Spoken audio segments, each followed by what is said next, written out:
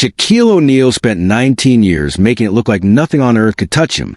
Then, in the space of 4 months, 2 losses arrived that no amount of strength, money, or fame could undo. One took his younger sister. The other took a man he had once considered a rival, then a brother, then a friend he never got to say a proper goodbye to. Somewhere between those 2 losses, the version of Shaq that millions of people thought they knew quietly disappeared, and a different man began speaking in his place. This is a story of what actually happened to Shaquille O'Neal at 54, told to the losses, the regrets, and the honesty that fame almost never allows. To the public, Shaq is still the loudest man in the room. He is still the giant who laughs before anyone finishes a joke, the analyst who trades insults with Charles Barkley on Inside the NBA, the businessman whose name appears on restaurants, sneakers, and technology ventures. For 3 decades, he has occupied a strange and enviable position in American culture, somehow managing to remain just as visible in retirement as he was during his playing days. But visibility is not the same thing as understanding. Behind the interviews and the highlight reels is a man who has quietly rebuilt his entire relationship with time, mortality, and the people closest to him. And he did not arrive at that transformation easily.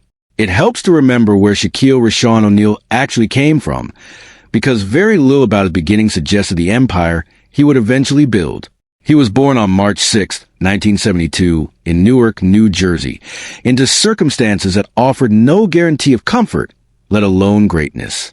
His biological father, Joe Tony, struggled with drug addiction and spent time in and out of the legal system, and he was largely absent through Shaq's early years. The man who filled that role instead was Philip Harrison, an Army sergeant who married Shaq's mother, Lucille O'Neal, and raised him with a discipline that bordered on relentless. Harrison did not care that his stepson was already unusually tall for his age.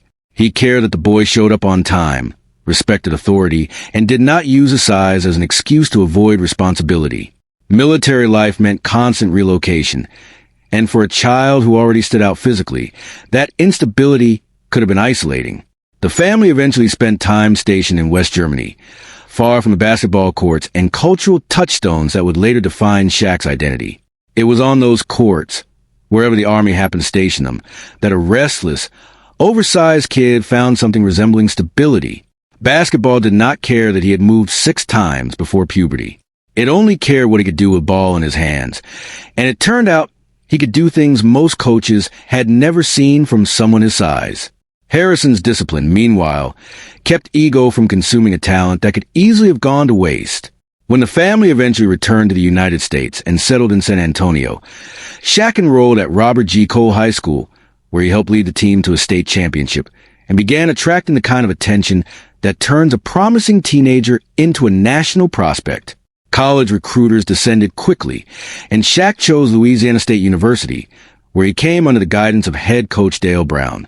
Brown would later describe O'Neal not simply as a physical marvel, but as a young man still trying to figure out who he was underneath the hype, and that distinction mattered. At LSU, the legend began forming in earnest. A 7-foot, 300-pound athlete who moved with the coordination of someone half his size, dominating college basketball so thoroughly that NBA scouts stopped debating who would be picked first in the coming draft.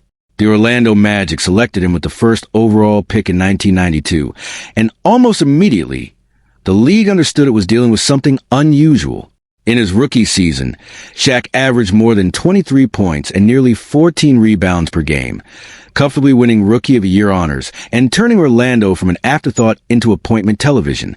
He was impossible to guard conventionally, so opposing coaches began fouling him deliberately rather than allow him easy baskets near the rim, a strategy that eventually earned its own nickname across the league. By 1995, only 3 years into his career, Shaq had helped push the Magic all the way to the NBA Finals, a rise so rapid that many assumed the dynasty was already underway in Orlando. That dynasty never fully materialized in Florida. Within a year, Shaq made the decision that would define the next chapter of his career, signing with the Los Angeles Lakers in the summer of 1996. The Lakers were not simply another franchise. They carried the weight of Magic Johnson, Kareem Abdul-Jabbar, and Jerry West, an organization where anything short of championships was treated as failure. Around the same time, a teenage guard named Kobe Bryant arrived in Los Angeles carrying a level of self-belief that seemed almost impossible for someone so young. The two of them, one enormous and playful, the other intense and private, would eventually become one of the most dominant partnerships professional basketball has ever produced, and also one of its most complicated. Their early years together were not the story of instant chemistry. The Lakers were talented but inconsistent, and playoff disappointments piled up faster than anyone in the organization wanted. Everything changed with the arrival of head coach Phil Jackson, a man who had already won 6 championships shepherding Michael Jordan's Chicago Bulls, and who understood, perhaps better than anyone in basketball, how to manage oversized egos without extinguishing them. Under Jackson's system, Shaq entered the 1999 to 2000 season in the best shape and sharpest focus of his career, ultimately winning the NBA Most Valuable Player award while leading Los Angeles to 67 regular season wins and, eventually, a championship over the Indiana Pacers in the finals, where he was also named Finals MVP. That championship became the first of 3 consecutive titles for the Lakers, with Shaq earning Finals MVP honors in each one. For a brief, extraordinary stretch between 2000 and 2002, the conversation around Shaquille O'Neal shifted from whether he was great to where exactly he ranked among the greatest centers who had ever played the game. But success as a way of exposing tension rather than curing it. And the more Kobe Bryant grew into his own superstardom, the more friction developed between two men who both, quite reasonably, believed the team belonged to them. Their disagreements over shot selection, leadership, and commitment became public property, fodder for sports radio and back-page headlines, treated by much of the country as entertainment rather than the slow erosion of a genuine relationship. The end came after the 2003 to 2004 season, when the Lakers roster stacked with Shaq, Kobe, Karl Malone, and Gary Payton lost the finals in 5 games to a Detroit Pistons team few had expected to compete. Within months, Phil Jackson departed. Shaq was traded to the Miami Heat, and one of basketball's most successful partnerships dissolved in public and often bitter fashion. Shaq would go on to win another championship in Miami in 2006, and Kobe would win 2 more titles in Los Angeles without him, each man proving he could succeed independently. For years afterward, journalists kept the rivalry alive by asking each of them to relitigate the breakup, and both men, at various points, obliged with pointed comments that suggested old wounds had not fully closed. Something did eventually shift as both men aged. Shaq has spoken about this evolution in numerous interviews, describing how fatherhood and time changed the way he viewed the entire chapter with Kobe. Sports writer Jackie McMullen, who co-authored O'Neal's memoir Shaq Uncut, My Story, has written extensively about the layered nature of that relationship, describing 2 proud men who genuinely respected each other's greatness, even while they struggled to coexist. By the later stages of both their careers, the public feuding had softened into something closer to mutual acknowledgement. They appeared together at events, joked about their old battles, and increasingly spoke about each other with an affection that had been harder to locate during their playing days. It seemed for a while as though time itself had quietly repaired what pride had once damaged. That sense of resolution made what followed even more devastating. In October 2019, Shaq's younger sister, Aisha Harrison Jacks, died after a battle with cancer. She was 40 years old. Shaq stepped away from his broadcasting duties on Inside the NBA to grieve privately, and colleagues at TNT publicly acknowledged how difficult that period had been for him. Aisha was not a business partner or a public figure in her own right. She was someone who had known him before the money, before the championships, before the entire apparatus of celebrity had been built around him. Losing her meant losing one of the few people who had witnessed a version of Shaq that existed before the world decided he was larger than life. Barely 3 months later, on January 26, 2020, a helicopter carrying Kobe Bryant crashed in Calabasas, California, killing Bryant, his 13-year-old daughter Gianna, and 7 other passengers. Shaq has described learning the news while working out with family members, initially refusing to believe the reports were accurate, the way most people initially refuse to believe news that reorders the world too quickly to process. When the reality finally settled in, one of the most complicated relationships in the history of American sports had reached an ending that could never be revised, argued over, or reconciled any further than it already had been. Days later, Shaq appeared on TNT's emotional broadcast tribute to Bryant, and viewers saw something they were not accustomed to seeing from him. He wept, openly and without the polish of a rehearsed statement. He spoke about the fact that he and Kobe would never get to share the stage at Bryant's eventual Hall of Fame induction, an event both men surely assumed would happen exactly as scheduled, with decades still ahead of them. He talked about how easily people get distracted by work and old grievances, forgetting that the people who matter most are not guaranteed to still be there next year or even next week. It was by any measure one of the rawest public moments of his adult life. What made Kobe's death so uniquely painful for Shaq was not simply the loss of a former teammate. It was the timing. The two men had spent years narrating their rivalry as a permanent, ongoing story, one that would presumably continue for decades through interviews, retrospectives, and eventually a shared place in basketball's collective memory. Death does not respect that kind of narrative arc. There would be no rematch of old arguments settled over dinner 20 years later, no private phone call clearing the air one final time, no opportunity to say the things that pride had kept unsaid during their playing years.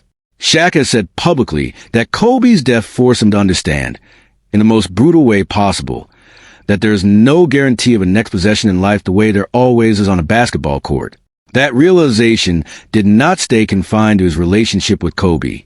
It bled into the way Shaq began discussing his own marriage. He wed Shawnee Nelson in 2002, at the height of his basketball dominance, and together they built a family that expanded across several NBA cities, as his career carried him from Los Angeles to Miami and eventually toward retirement. From the outside, it appeared to be another chapter in the fairy tale. From the inside, the pressures of fame, constant travel, and the unusual psychology of being treated as the most important person in nearly every room he entered took a toll that the public rarely saw in real time. Shaq and Shawnee's marriage ended in divorce, finalized in 2011, and what has distinguished Shaq's later commentary on that chapter is the degree to which he has refused to distribute blame elsewhere. In multiple interviews over the years, Shaq has been remarkably direct about his own role in the marriage's collapse, describing choices he made that damaged trust and ultimately cost him a stable home life. He has not framed himself as a victim of fame or circumstance, which would have been the easier story to tell.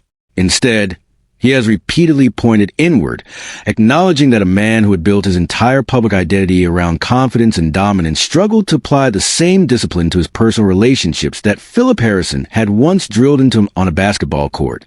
That kind of admission does not fit neatly into mythology of Superman, the nickname that followed him through much of his career, and it appears Shaq has become increasingly comfortable letting that mythology crack in public.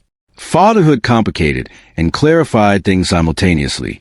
Shaq has 6 children, and as they grew older, he found himself thinking less about what Shaquille O'Neal the brand wanted and more about what kind of example his children would eventually remember. That shift mattered because his own childhood had been shaped by the absence of one father figure and the demanding presence of another. For years, Shaq carried noticeably mixed feelings about his biological father, Joe Tony, whose addiction and legal troubles had kept him distant through most of Shaq's youth. As an adult, Shaq made a decision to reconnect with Tony, a reunion that did not erase the past, but did demonstrate a willingness to set down resentment rather than carry indefinitely.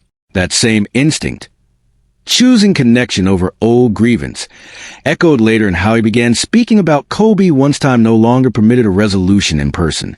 Philip Harrison, the man who had shaped Shaq's discipline from childhood onward, died in 2013, adding another name to the list of people Shaq lost as he moved deeper into middle age. Combined with the deaths of his sister and Kobe Bryant, the losses accumulated in a way that would eventually change how Shaq spoke about legacy, family, and time in nearly every interview he gave. The scoreboard mentality that had defined his playing career, in which every problem eventually had a next game, a next season, a next opportunity to fix things, simply did not apply to grief. There is no overtime period after someone dies. There is no strategic adjustment that brings him back for the fourth quarter, away from the emotional reckoning. Shaq's post-retirement life took on a shape that few athletes ever managed to replicate. He joined TNT's Inside the NBA, where his chemistry with Charles Barkley, Kenny Smith, and host Ernie Johnson turned him into one of the most recognizable broadcast personalities in American sports, arguably as famous now for his commentary as he once was for his rebounding. The show gave him something retirement often strips away from professional athletes: a locker room, a team, a shared daily rhythm with people who understood the specific pressures of a life lived under constant public observation. Basketball writer Jack McCallum, who has covered the NBA for decades, has noted in various pieces how unusual it is for a player of Shaq's stature to transition so successfully into a second on-camera career, one built entirely on personality rather than statistics. His relationship with Charles Barkley deserves particular attention here, because it illustrates something important about how Shaq has chosen to process the passage of time. The two men were fierce competitors during their playing days, representatives of different eras and different physical styles of dominance. Yet on television, they discovered a chemistry that neither could have predicted. Their exchanges on Inside the NBA regularly range from basketball analysis to personal ribbing to, occasionally, moments of genuine sincerity that cut through the comedy. Longtime broadcast colleagues have noted that the show works precisely because neither man performs a false version of himself. The friendship on screen mirrors something real off it. For Shaq, that dynamic appears to function as a replacement for the locker room camaraderie he lost upon retirement, a reminder that community does not have to disappear simply because the uniform comes off. Beyond television, Shaq built an extensive business portfolio that has often been exaggerated by internet rumor into something closer to myth. The reality, according to Shaq's own retelling in interviews over the years, is more grounded and considerably more instructive. Early in his NBA career, he spent enormous sums of money in remarkably short periods of time, only to discover that taxes and financial obligations left his actual situation far less comfortable than his bank statements initially suggested. That early scare functioned as a kind of financial wake-up call, pushing him to surround himself with professional advisors and approach investment decisions with far more discipline than the impulsive spending of his early 20s had displayed. Over time, that discipline extended into restaurant franchises, technology investments, and endorsement partnerships, transforming him from a spender into a genuinely successful businessman. Yet even amid that financial success, one detail about Shaq has remained remarkably constant across 3 decades of public life: his instinct toward generosity. Stories of him quietly covering strangers' grocery bills, tipping service workers extravagantly, or surprising families with unexpected gifts have circulated for years, and while not every version of these stories has been independently documented, the underlying pattern is consistent with the behavior Shaq has displayed openly and repeatedly in public settings. There is something worth noting in that consistency. A man who spent his career accumulating championship rings, endorsement deals, and business holdings has, in his later years, seemed increasingly drawn to the emotional payoff of giving something away rather than acquiring something new. It suggests a value system that shifted somewhere along the way, even if the shift was never announced with fanfare. None of this is to suggest Shaq has transformed into a solemn or withdrawn figure. He remains, by every visible measure, exactly as loud, funny, and larger than life as fans have always known him to be. He still performs as a DJ under the name DJ Diesel. He still dominates a television set with a laugh that can be heard through the studio walls. He still shows up to public events generating the kind of excitement usually reserved for active superstars rather than a man well into his 50s. That refusal to fade quietly is, in its own way, a form of resilience, a decision to keep building rather than retreat into nostalgia. But underneath the visible activity, Shaq has become noticeably more willing to acknowledge the parts of his life that did not go according to plan. And that willingness is what separates the man at 54 from the young superstar who once treated every setback as something to simply overpower. Loneliness, of all things, has become part of that honest accounting. It seems almost contradictory that a man surrounded by children, colleagues, business partners, and millions of admiring fans could describe moments of genuine isolation. Yet Shaq has done exactly that in various interviews, describing what it felt like to return to a quiet house after his divorce, stripped of the noise and structure that had defined his life since childhood. During his playing years, there had always been teammates, flights, arenas full of noise, and a schedule dictated entirely by the next opponent. Retirement removed that architecture all at once, forcing him to confront a question that eventually reaches every retired athlete. Who are you when applause is no longer scheduled every night? Television answered part of that question, but not all of it. The deeper answer seems to have come from the losses themselves, Painful as that may sound, grief has a way of clarifying what actually matters once the distractions of competition and public image are stripped away.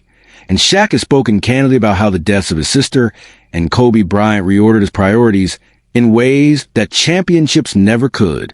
He has talked about reaching out more often to people in his life, refusing to let pride create the kind of distance that cannot later be repaired. It is simple advice, the sort that sounds almost obvious when spoken aloud, yet it only becomes genuinely meaningful to most people after they have learned its cost the hardest possible way. There's also the matter of how Shaq has spoken about his own body as he has aged, a subject that rarely receives the same attention as his emotional life, but that carries its own quiet significance. A player who once relied so completely on physical overwhelming force has had to watch that force diminish gradually, the same way every athlete eventually does, regardless of how dominant they once were. He has discussed hip and knee injuries that followed him into his later playing years and continued to affect his mobility long after retirement. A reminder that even the most durable-seeming athletes are ultimately governed by the same biological limits as everyone else. Accepting that decline required a different kind of humility than the emotional reckonings triggered by grief, but it belongs to the same broader pattern.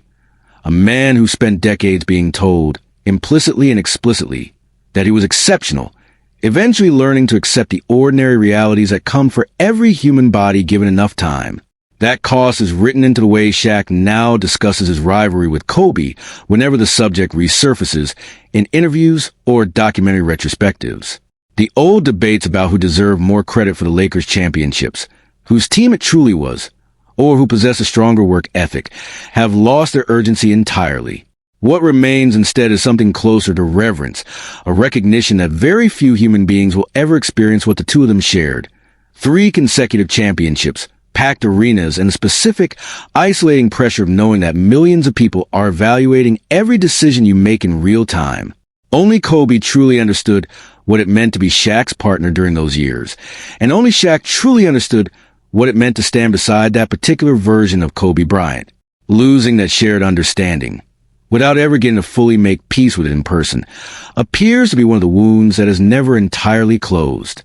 It is worth pausing on just how statistically singular Shaq's playing career actually was, because the scale of what he built makes the later vulnerability land with even more weight. Across 19 professional seasons, he averaged 23.7 points and 10.9 rebounds per game, numbers that alone would secure a Hall of Fame case. But statistics have never fully captured what it felt like to watch him operate near the basket.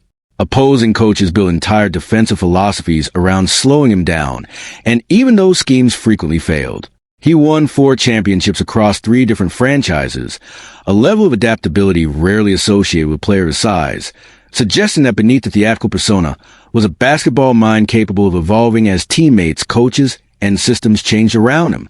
That adaptability on the court foreshadowed, in some ways, the adaptability he would later need off it, when the challenges shifted from opposing centers to grief, divorce, and the slow work of self-examination. There is a particular kind of grief reserved for unfinished relationships, and journalists who have interviewed Shaq extensively since 2020, including longtime NBA reporters who covered both his playing career and his broadcasting years, have noted how differently he now talks about Kobe compared to how he spoke about him a decade earlier.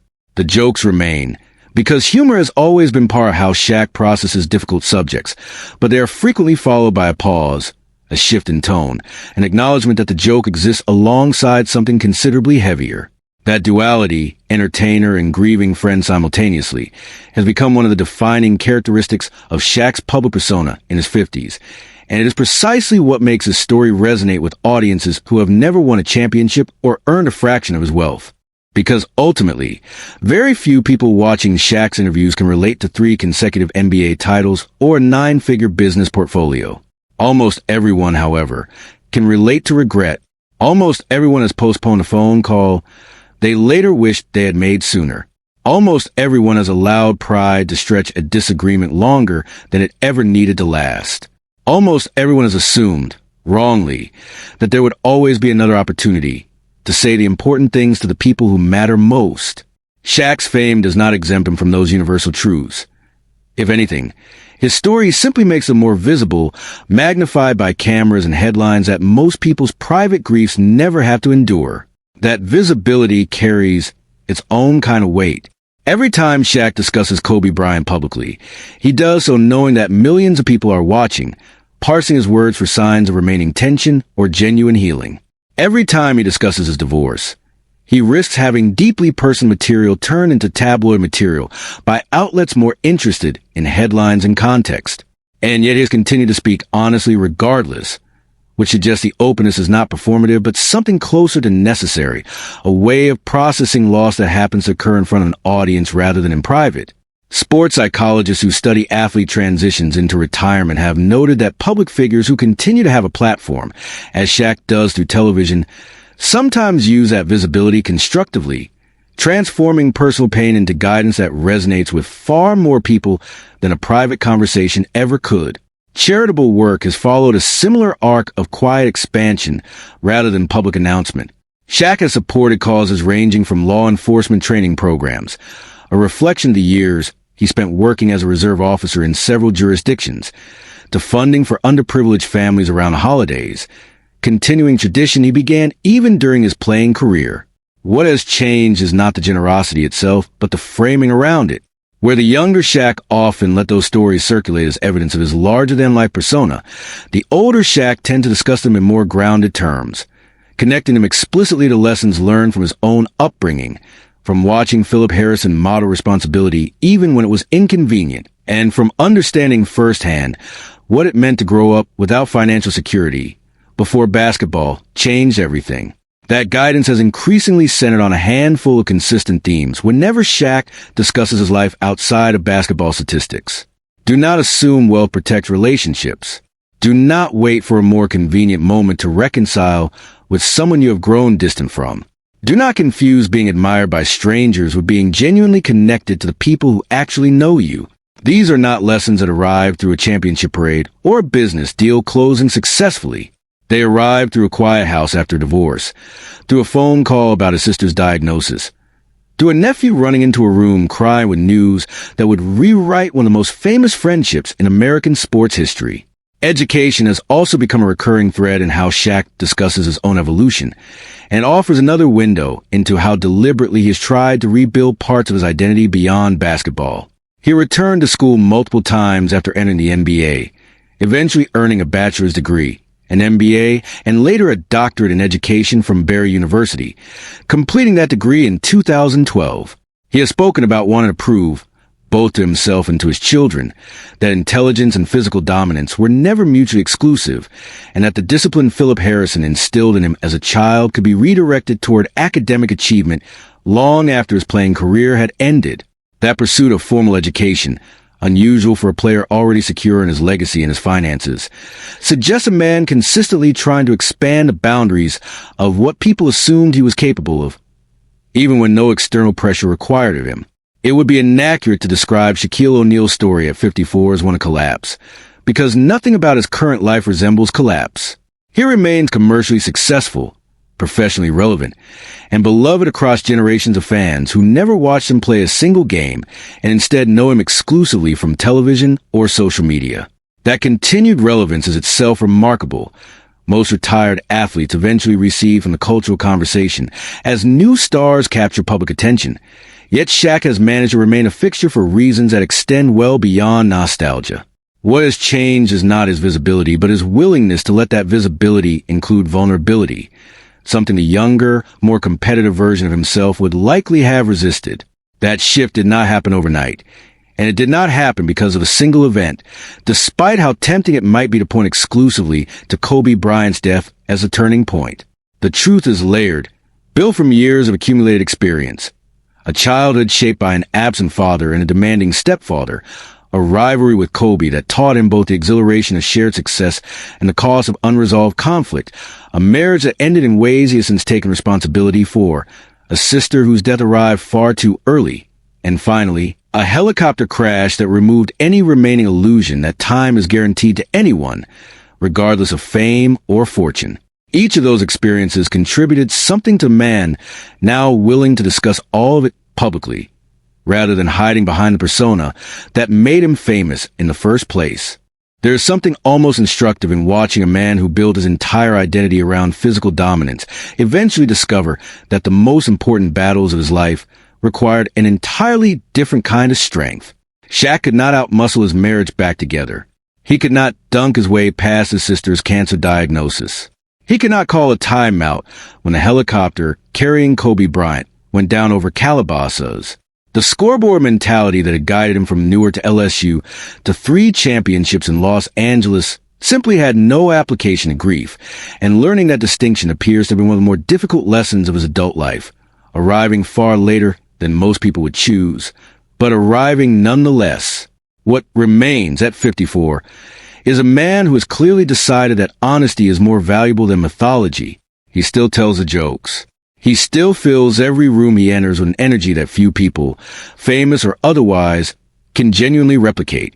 But he has also become someone willing to sit across from an interviewer and admit that championships did not protect his marriage, that wealth did not prevent grief, and that being physically larger than nearly everyone around him did not make him emotionally invulnerable.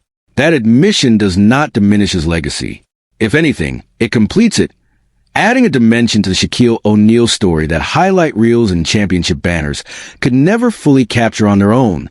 It is also worth acknowledging how differently the public has come to interpret the Shaq-Kobe rivalry in hindsight, now that both men have had years to reflect and one of them is no longer alive to continue conversation. Documentaries and retrospectives produced since 2020 have generally treated the friction between them not as a scandal, but as a natural byproduct of 2 extraordinarily competitive people sharing a stage that could realistically only accommodate one alpha personality at a time. That reframing has, in a strange way, been kind to Shaq's legacy, allowing audiences to see the partnership as a whole rather than reducing it to its most contentious moments.